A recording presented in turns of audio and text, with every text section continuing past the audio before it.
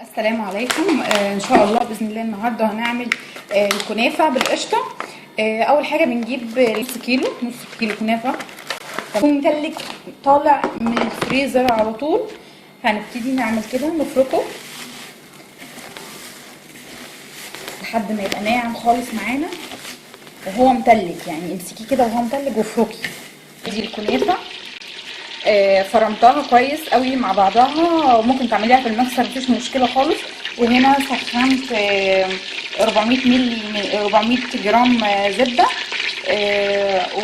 وهحمر فيها الكنافه بالشكل ده.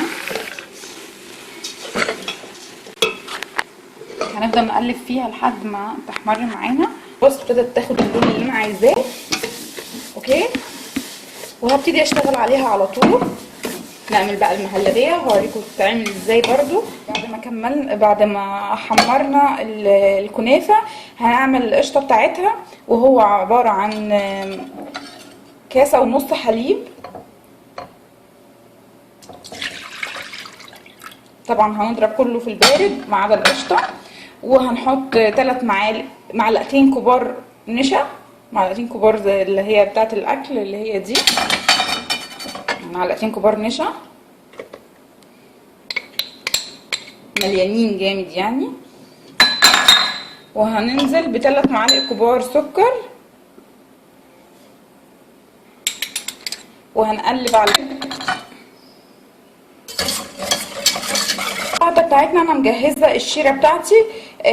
الشيره اللي هو الشربات عباره عن كاستين ونص ميه على 3 كاسات سكر كبار، ومعاهم 1 قرفه وفصين حبهان ومعلقه فانيليا عشان يديني ريحه كويسه. وطبعا هيكون بارد لان هطلع الكنافه سخنه وهسقيها كده. خلاص المهلبيه ناعمه جدا اهي معايا ومش مكلكعه ولا اي حاجه.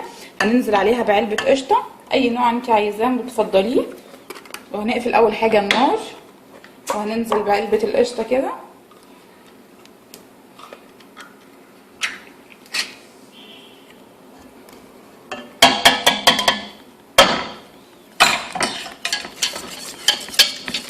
ونقلبهم. طبعا خلاص انا قفلت النار وهقلبها كويس جدا مع بعض.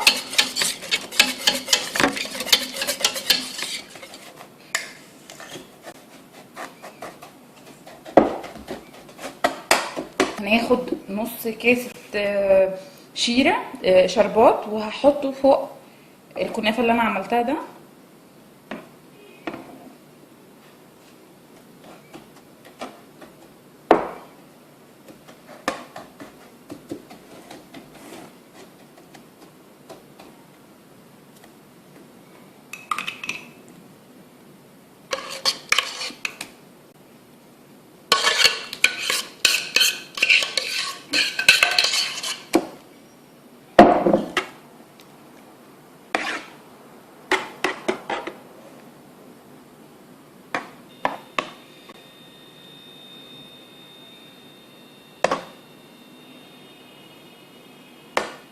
كده خلاص بعد ما استوت معانا